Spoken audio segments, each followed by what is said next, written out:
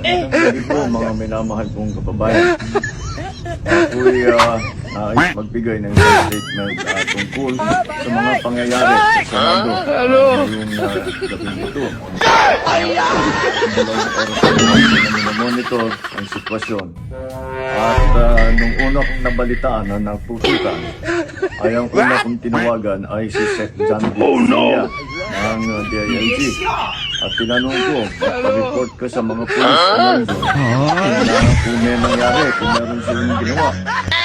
At sunod na tawag ko naman ay sa NBI.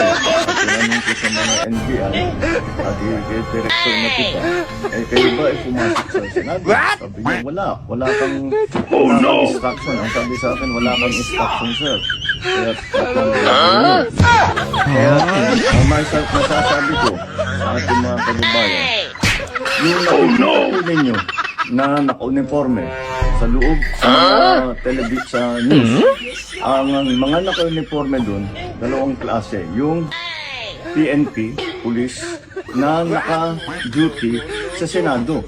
Nandun sila, pantayan ng Senado. Ayaw, di ma! Secure ang Senado.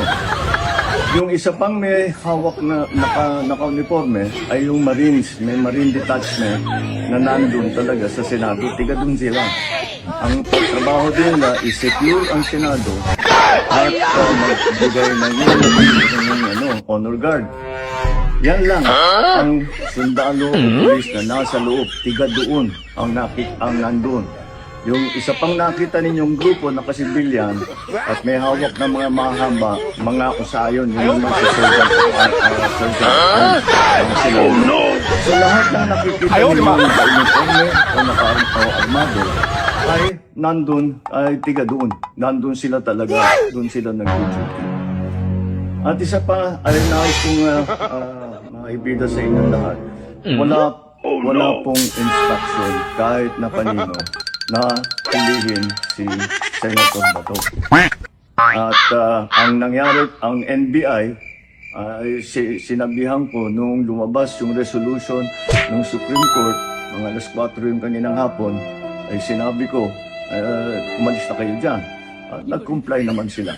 Kaya nung kausap ko si Vice Matibag, sabi niya walang NBI doon. Lahat kami sa opisina. At ayun po, ay dahil kong mapaalam na ng ating mga kababayan at yung nangyayari na ito, maging kalma lang po. Nakausap ko na si Senate President